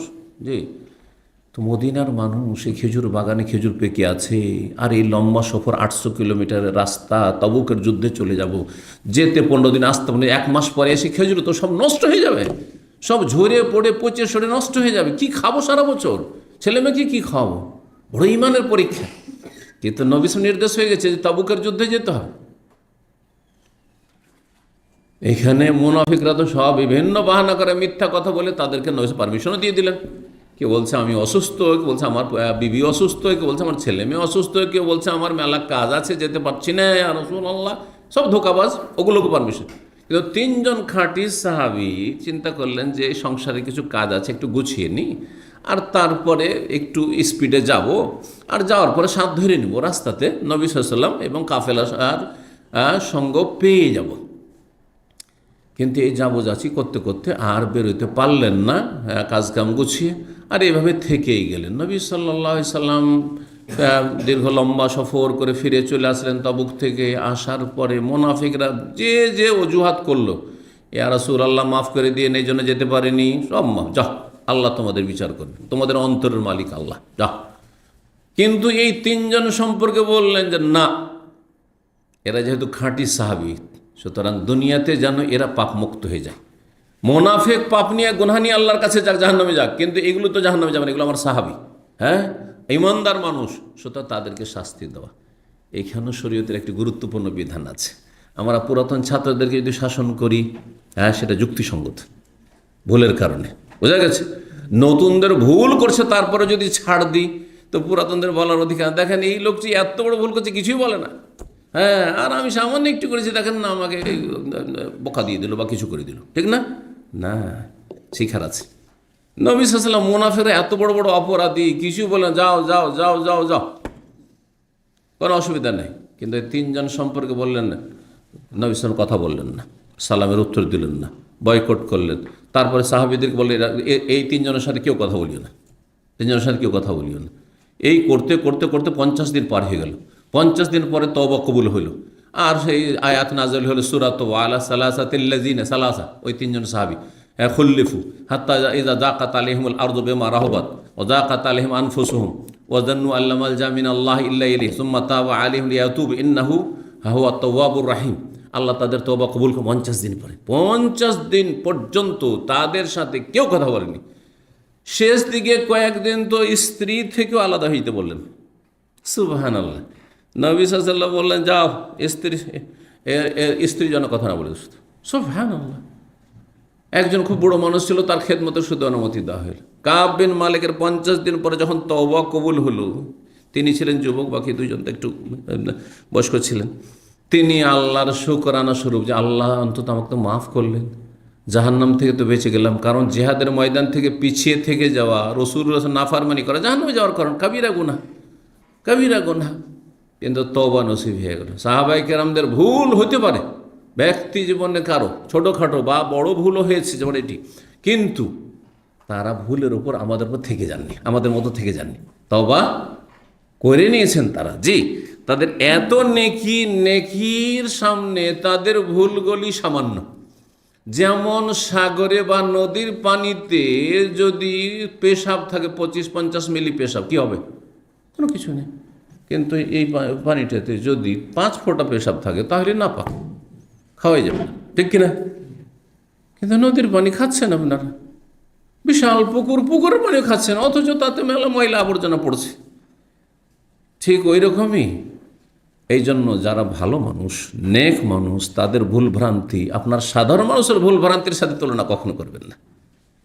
কারণ তাদের ভুলগুলি হচ্ছে বিশাল সাগরের অথবা নদীর বা বিশাল জলাশয়ের পানির মধ্যে সামান্য কিছু পেশাবের মতো। আর সাধারণ মানুষের ভুলও অনেক বেশি, আর নেকি এত বেশি নাই যে নেকিটা বলবেন যে এত বেশি ওই পানির মতো, হ্যাঁ, পরিষ্কার পরিচ্ছন্ন পানির মতো। এই জন্য আমাদের আজকাল সোশ্যাল মিডিয়ার ফিতনার যুগে আমাদের কিছু সহিহ আকীদার ভাইরা, আলেম ওলামাদের ইহতেরাম সম্মান তো নাই, বিশেষ করে সহিহ আকীদায় চলে আসলে বেয়াদবও হয়ে যায়। অনেকে বেয়াদব মনে করে যে আমি না কি হয়ে গেছি, হ্যাঁ, আমি এখন ইসলাম বেশি বুঝতে শিখেছি, আমি বেশি পরেজগার হয়ে গেছি। আরে ভাই, তোমার কতটা নেকির পরিমাণ আছে, আর একজন আলেম, একজন পরেজগার, একজন যার ইসলামে অবদান আছে, তার কতটা নেকি আছে, দুটোতে অনেক পার্থক্য আছে রবের কাছে। এটা তোমাকে সবসময় মনে রাখতে হবে। জি, আল্লাহ রাব্বুল আলামিন বুঝার তৌফিক দান করেন। কি বললেন? যখন তওবা কবুলের সুসংবাদ আসলো, তখন শুকরানা স্বরূপ এসে দরখাস্ত করে রাসূলের কাছে, ইয়া রাসূলুল্লাহ, বড় লম্বা হাদিস, বুখারীতে আসবে, কিন্তু এই হাদিস এত লম্বা হাদিস, এই তিনজনের তওবা কবুলের মাগাজির যুদ্ধের পর্বে রয়েছে, যে সেই হাদিসটি একদিনে শেষ করা মুশকিল আছে, করলে খুব স্পিডে শেষ করতে হবে, এত লম্বা হাদিস। জি, তো তার একটা অংশ যে আল্লাহর কাছে আমি শুকরানা স্বরূপ আমার যত ধন সম্পদ জমি জায়গা আছে সব দান খেরাত করে দেব। তাহলে বোঝা গেল যে আল্লাহর পক্ষ থেকে কোনো নিয়ামত যদি আসে, তো তার শুকরানা স্বরূপ কিছু দান খেরাত করা এটি সাহাবীর সুন্নাত, নবী সাল্লাল্লাহু আলাইহি ওয়াসাল্লাম এটি স্বীকৃতি দিয়ে, সুতরাং নবীর সুন্নাত এটি, নবী সাল্লাল্লাহু আলাইহি ওয়াসাল্লাম এটি কি অনুমোদন হাদিস। তাকরির হাদিস হচ্ছে তিন রকম, কওলি, ফেলি আর তাকরির। কওল মানে বাচনিক হাদিস, কর্মগত আমলগত হাদিস, আর বাচনিক অনুমোদন। বললেন আমার তওবার শুকরানা হচ্ছে যে আমি সমস্ত মাল কি করব, ধন সম্পদ সাদকা করে দেবো। তার জমি জায়গা ছিল, সব দান সাদকা। জি। কালা, তখন নবী সাল্লাল্লাহু আলাইহি ওয়াসাল্লাম কি বলেছে কাবকে, অথচ আবু বকরকে বললেন না। আমসেক আলাইকা বাদা মালিকা, তোমার কিছু ধন সম্পদ রেখে নাও, সবগুলি দান করে দিও না। জমি জায়গায় যে বাগান আছে সেগুলি কিছু রেখে নাও। ফাহুয়া খায়রুল লাকা, সেটি তোমার জন্য বেশি উত্তম হবে, কারণ তোমার ভবিষ্যৎ আছে, তোমার ছেলে মেয়েরা আছে, হ্যাঁ, তাদের জন্য কিছু রাখো। কুলতু, তখন বললেন শুধু মদিনার জমি না, সুবহানাল্লাহ, খাইবারের জমি না, সমস্ত জমি জায়গায়। মানে অবাক আপনাকে লাগবে। ফাইন্নি উমসিকু সাহমি আল্লাযী বিখাইবার, ইয়া রাসূলুল্লাহ, তাহলে আমার যেই অংশটুকু আমার বাবা থেকে পেয়েছি ওই খাইবারে, বা যে অংশটুকু আছে ওইটুকু শুধু রেখে নিলাম, আর মদিনায় যা আমার প্রপার্টি আছে সব আমি শুকরানা স্বরূপ দান করে দিলাম। আজকাল 100, 200, 500 দান করতে আপনার ইমানের অবস্থা খারাপ হয়ে যায়। হ্যাঁ, সে চিন্তা করুন, আপনি জমি জায়গায় সব দান করে দিচ্ছেন, কিছুই রাখছেন না ছেলে মেয়েদের জন্য। নবী সাল্লাল্লাহু আলাইহি সাল্লাম সাহাবী কাব বিন মালিক বলে কিছু রাখো। এই জন্য বলছি যে আমাদের সব কিছু দান করা এটা এই যুগের মানুষের ঠিক হবে না। তবে ওই রকম ইমান যদি থাকে যে আমি ওইরকম সবর করতে পারবো, আল্লাহর উপর তাওয়াক্কুল রাখতে পারবো, না খেয়ে থাকতে পারবো, কষ্ট করতে পারবো, তাহলে অসুবিধা নেই।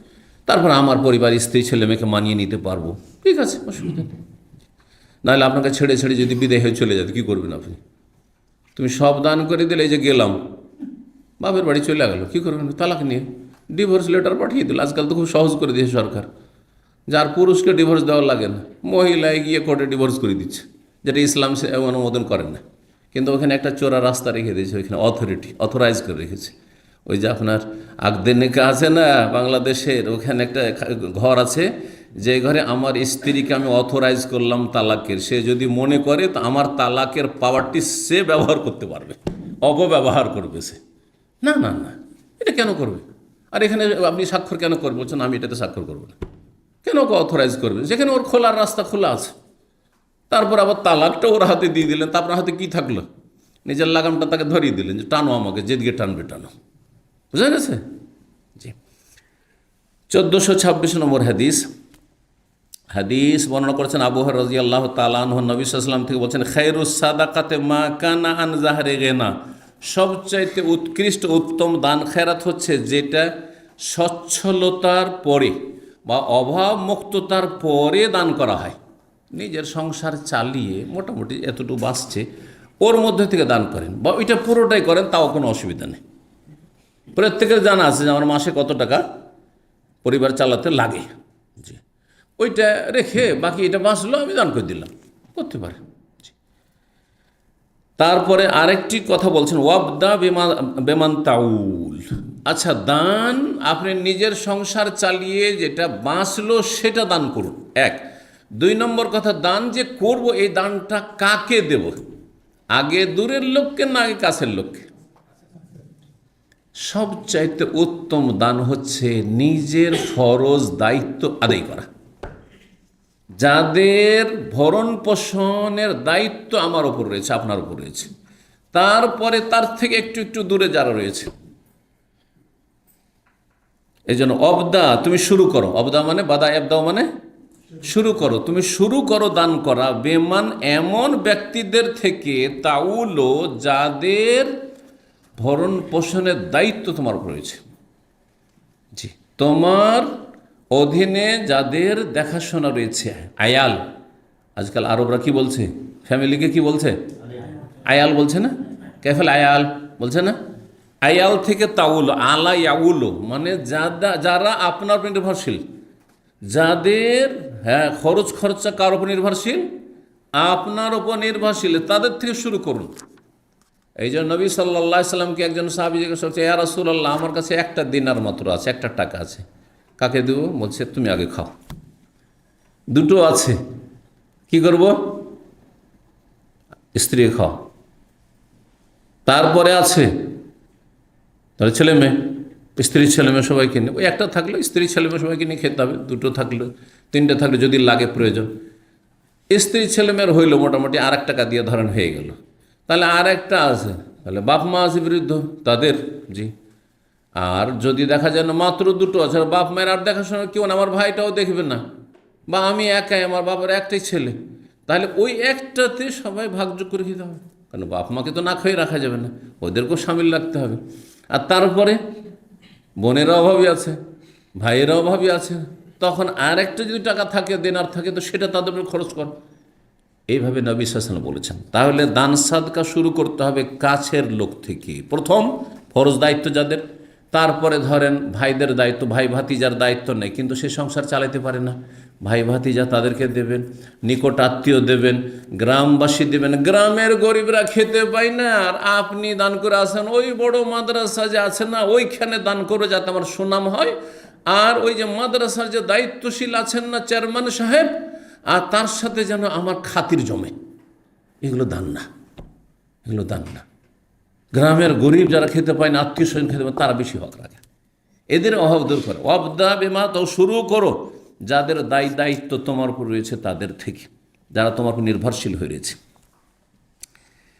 1427 নম্বর হাদিস বর্ণনা করেছেন হাকিম বিন হিজাম রাদিয়াল্লাহু তাআলা আনহু, বলছেন নবী সাল্লাল্লাহু আলাইহি ওয়াসাল্লাম বলেছেন, আলিয়াদুল উলিয়া খায়রু মিনাল ইয়াদিস সুফলা, ওপরের হাত নিচের হাতের তুলনায় বেশি উৎকৃষ্ট। ওপরের হাত কোনটি? যখন দান করে মানুষ এভাবে দেয়, আর যে নেয় এভাবে নেয়, সেই জন্য নিচের হাত মানে যাচ্চাকারী ভিক্ষুক, বা যে চেয়ে নিচ্ছে, ভিক্ষুক নাও হইতে পারে, এমনি যাকে দিচ্ছেন সেও হইতে পারে। অনেক ভিক্ষুক ছাড়াও ধরেন অভাবী, কিন্তু চক্ষু লজ্জায় চাইবে না, তাকে দিচ্ছেন তাও নিচে, তো সেটা হচ্ছে নিচের হাত। আর ওপর হাত যদিও নিচে থেকে দেন, ধরেন আমি ধরাচ্ছি পানিটা আর আপনি ওপর থেকে ধরলেন, কিন্তু আপনার হাত ওপরের না, আমারটাই ওপরের, মানে আমি দাতা, তো ওপরের হাত মানে দাতা হাত, বোঝা গেছে, আর নিচের হাত মানে গ্রহিতা। ওপরের হাত নিচের হাতের তুলনায় উৎকৃষ্ট। অবদা বেমান তাউল, আর তুমি শুরু করো দান খায়রাত যার দায়িত্ব ভরণ পোষণে তোমার বেশি তার থেকে। ও খায়রুস সাদাকা তান জাহের গানা, সবচেয়ে উত্তম দান সাদকা হচ্ছে অভাব মুক্ত হওয়ার পরে দান করা, নিজের সংসারের খরচটা রেখে দিয়ে বাকিটা দান করা। অমাইয়াস্তাইফা ইয়াশফাহুল্লাহ, আর কেউ যদি ভিক্ষাবৃত্তি থেকে বাঁচার চেষ্টা করে আল্লাহ তাকে বাঁচিয়ে রাখবেন। যদি কেউ মনটাকে অন্তরকে শক্ত রাখে, মানুষের দ্বারস্থ হব না, হ্যাঁ মানুষের কাছে আমি চাইব না, ধার চাইব না, আমি মানুষের কাছে অভাবের কথা প্রকাশ করব না, তাহলে আল্লাহ বরকত দেবেন, রাস্তা খুলবেন। আর চাইব না মানুষের কাছে, ভিক্ষা করব না, কাউকে নিজের অভাবের কথা বলবো না, আর আপনি কর্মহীন হয়ে বসে, এটাও তো চলবে না। তাহলে আপনাকে ওই দিকে কী করতে হবে? হাত পা নাড়া চাড়া করতে হবে। হরকতে বরকত, হরকতে বরকত। আমি কার কাছে চাইব না, কিন্তু আমি দিন মজুর করে খাবো, অসুবিধা নেই, আমি যে কোনো ছোটো কাজ করতে পারবো, আমি যে কোনো কাজ করে খেতে পারবো, এইরকম করতে হবে। অমাইয়াস্তাগনি ইউগনিহুল্লাহ, আর কেউ যদি অভাবমুক্ত হওয়ার চেষ্টা করে, আমি কারো মুখাপেক্ষী থাকবো না, তাহলে আল্লাহ তাকে অমুখাপেক্ষী করে দেবেন। ইউগনিহুল্লাহ, আল্লাহ তাকে অভাবমুক্ত করে দেবেন বা তাকে অমুখাপেক্ষী করে দেবেন। 1428 নম্বর হাদিস, ওই হাদিসটি বেহাজা সমর্থক হাদিস নিয়ে এসছেন। 1429 নম্বর হাদিস, একই হাদিস প্রায়, নবী সাল্লাল্লাহু আলাইহি ওয়াসাল্লাম থেকে বর্ণনা করেছেন আব্দুল্লাহ বিন উমর রাদিয়াল্লাহু তাআলা আনহু বলছেন, না রাসূল সাল্লাল্লাহু আলাইহি ওয়াসাল্লাম কাল ওয়াহু আল মেম্বারে, রাসূলুল্লাহ মেম্বারের ওপর খুতবায় বলেছিলেন, ওয়াজাকারা সাদাকাতা, আলোচনা করছি রাসূলুল্লাহ দান খায়রাতের কথা, ওয়া তাআফফুফ, আর ভিক্ষা বৃত্তি থেকে বেঁচে থাকার কথা, ওয়াল মাসআলাতা, আর ভিক্ষা বৃত্তির কথা, মাসআলা মানে যাচ্চা করা, চাওয়ার কথা। বলছেন নবী সাল্লাল্লাহু আলাইহি ওয়াসাল্লাম, আলিয়াদুল উলিয়া খায়রুম মিনাল ইয়াদিস সুফলা, ওপরের হাত নিচের হাতের তুলনায় উত্তম। ফালিয়াদুল উলিয়া হিয়াল মুনফিকা, এই হাদিসে বর্ণনা করা হয় যে ওপরের হাত হচ্ছে দানকারী হাত, মুনফিকা যেই হাত খরচ করছে, অসুফলা নিচের হাত বলতে হিয়া সাইলা যাচ্চাকারী হাত, হ্যাঁ ভিক্ষুকের হাত। 19 নম্বর অধ্যায় বলছেন বাবুল মান্নান বিমা আতা, এই অধ্যায় হচ্ছে কোনো ব্যক্তি দান করার পরে, দেওয়ার পরে যদি খোটা দেয় তার গুনাহ সম্পর্কে এবং তার নেকি নষ্ট হয়ে যাওয়া সম্পর্কে। নেকি নষ্ট হয়ে যাবে, কাউকে দিলেন আর তারপরে যদি আঘাত করেন, কষ্ট দেন, বা দুনিয়ার স্বার্থ আপনার মুখ্য থাকে, তাহলে দান সাদকার কোনো ফলাফল থাকবে না দুনিয়া আখিরাতে। বলছেন আল্লাযীনা, আল্লাহ রাব্বুল বলছেন সূরা বাকারা 262 নম্বর আয়াত, আল্লাযীনা ইউনফিকুনা আমওয়ালাহুম ফি সাবিলিল্লাহ, যারা ধন সম্পদ খরচ করে আল্লাহর রাস্তায়, সুম্মা লা ইউতবিউনা মা আনফাকু, আর যা কিছু খরচ করলো দান খেরাত করলো তারপরে তারা কি করে না, মান্নাও ওয়ালা আজান, কোনো খোটাও দেয় না আর কাউকে কষ্টও দেয় না, অনুগ্রহ প্রকাশ করে। মান্নুন মানে অনুগ্রহ প্রকাশ করা, তোমাকে এই কাজটা করে দিয়েছি না, তোমাকে এরকম করেছি না, এটা হচ্ছে অনুগ্রহ প্রকাশ করা তার কাছে অথবা অন্যের সামনে। আমি কিন্তু উনি একসময় খুব অভাবে ছিলেন, তা আমি অনেক উপকার করেছি, এটা অনেকে কিন্তু করে ফেলেন। হয়তো এটা না উদ্দেশ্য নাই যে মানহানি করবো, কিন্তু আপনি মানহানি করে ফেলেন, আপনি বা কষ্ট দিয়ে ফেললেন। উদ্দেশ্য কষ্ট দেওয়া থাকে না, কিন্তু আপনি দিয়ে ফেললেন আপনার ইমানে বা আপনার সেন্সে সূক্ষ্মতা না থাকার কারণে, দুর্বলতা থাকার কারণে। কীরকম ঘটনাক্রমে ঘটনা বয়ান করছেন যে এই ভাই যে এসেছিল না, যখন এসেছিল তখন একেবারে এমন অভাবে ছিল যে 6 মাস তার কাজকর্ম ছিল না, আর থাকারও জায়গা ছিল না। দেখলাম যে মসজিদে বেচারা বসে আছে আর মুখটা শুকিয়ে আছে, তাকে জিজ্ঞাসাবাদ করলাম, আর তারপরে মায়া লাগলো, তখন আমার ঘরে উঠিয়ে নিয়ে আসলাম। আর তারপর আমার ঘরে তাকে 6 মাস আমি রেখেছি, কোনো ভাড়া নিইনি। আর তারপরে তাকে কাজ তলাশ করে দিলাম, আর যতদিন কাজ পাইনি ততদিন তাকে খাওয়িয়েছি, একটা পয়সা তাকে দিতে দিনি। মাশাআল্লাহ। কিন্তু আপনি কি করলেন? অনুগ্রহ প্রকাশ, মান্নান করলেন আপনি, মান। হয়তো নিয়ত কষ্ট দেওয়া নেই, আর কষ্ট দেওয়া হচ্ছে আঘাত করে কথা বললাম, এই আজকে হয়ে গেছে, চোখ উল্টে দিয়েছিস, হ্যাঁ চোখুলটা বুঝেন তো, না বুঝেন না, হ্যাঁ নিমখ হারাম হয়ে গেছিস, কত কি করলাম তোর জন্য, আর আজকে তুই এইরকম আচরণ করছিস, হ্যাঁ একটা কথা শুনিস না। এইটা হচ্ছে আজা, কষ্ট দেওয়া। এগুলো করলে নাকি সব নষ্ট না, আপনি করেছেন আল্লাহ সন্তুষ্ট, আল্লাহর কাছে পেয়ে গেছেন ইনশাআল্লাহ, তার কাছে আশা রাখেন। জি, একটি হাদিস দিয়ে শেষ করে দিই, যদিও সময় এগিয়ে গেছে। বাবু মান আহাব্বা তাজিল সাদাকাতি মিন ইয়াউমিহা, এই অধ্যায় হচ্ছে কোনো ব্যক্তি যদি দান সাদকা তড়িঘড়ি করতে চায়, দ্রুত সাথে সাথে এক্ষুনি করতে চায়, আমি এখনই করে ফেলবো, তাহলে এটা ভালো। নবী সাল্লাল্লাহু আলাইহি ওয়াসাল্লাম তাই করেছেন, কারণ মরণের কোনো বিশ্বাস নেই। দান করার নিয়ত এখন হয়েছে, আচ্ছা ঠিক আছে কালকে করবো, আর কালকে নাও বাঁচতে পারেন, এখনই করে ফেলেন আপনি। তো বলছেন 1430 নম্বর হাদিসে উকবা বিন হারিস রাদিয়াল্লাহু তাআলা আনহু বর্ণনাকারী বলছেন, সাল্লা বিনান নবী সাল্লাল্লাহু আলাইহি ওয়াসাল্লাম আল আসরা, নবী আমাদেরকে আসরের সালাত পড়ে মসজিদ নববীতে, আর সালাম ফিরে ফাসরা, দ্রুত বেগে তড়ি ঘড়ি বেরিয়ে গেলেন বাসার দিকে, রুমে ঢুকে পড়লেন। সুম্মা দাখাল ভাই, তারপরে বাড়িতে প্রবেশ করলেন। ফালামিয়াল বাসার, বাড়িতে ঢুকে আবার সেখানেও কিছু অবস্থান করলেন না। আন খারাজা, দ্রুত আবার বেরিয়ে আসছেন, ঢুকলেন আবার বেরিয়ে আসছেন বাসা থেকে, সালাম ফিরা হয়ে গেছে, তারপরে বাড়ি বাসায়, আর বাসা থেকে আবার ফিরে আসছেন।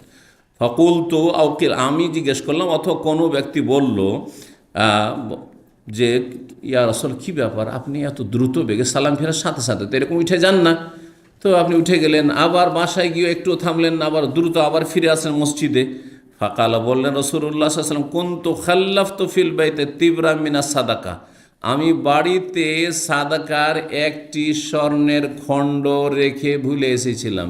মনে ছিল, নিয়ত ছিল যে আসরে নিয়ে এসে সব গরিবদের দান করে দেব, কিন্তু ভুলে গেছি নিয়ে আসতে, সালাত পড়তে চলে এসেছি। ফাকারেহতু আন ওবাইয়াতাহু ফাকাসামতুহু, আমি অপছন্দ করলাম যে সন্ধ্যা লেগে যাক, রাত হয়ে যাক, কারণ এখন আসরে যদি দান না করতে পারি তাহলে মাগরিব হয়ে যাবে, আর মাগরিব হইলে সন্ধ্যা লেগে গেল, রাত শুরু হয়ে গেল, তো রাত শুরু হইতে দেবো না। সেই জন্য দ্রুত লোকজন বসে থাকতে থাকতে দ্রুত ছুটে গেলাম, আর তারপরে ওই স্বর্ণের খণ্ডটি নিয়ে আসলাম বাসা থেকে। ফাকাসামতুহু, তারপরে সেটি এখন বিতরণ করে দিলাম। জি, তাহলে দান খায়রাত করতে চাইলে যত তাড়াতাড়ি সম্ভব দান খায়রাত করে দিতে হবে। আল্লাহ রাব্বুল আলামিন যেন তৌফিক দান করেন, ইখলাস দান করেন, এবং আল্লাহ রাব্বুল আলামিন দুনিয়া আখিরাত আমাদেরকে উত্তম প্রতিদান দান করেন। আর আমাদের এমন কোনো যেন খারাপ আমল না থাকে যেই কারণে আমাদের দান সাদকা নষ্ট হয়ে যায়, সেগুলো থেকে বেঁচে থাকার তৌফিক দান করেন। ওয়া সাল্লাল্লাহু আলা নবিয়িনা মুহাম্মদ ওয়া আলা আলিহি ওয়া সাহবিহি আজমাইন।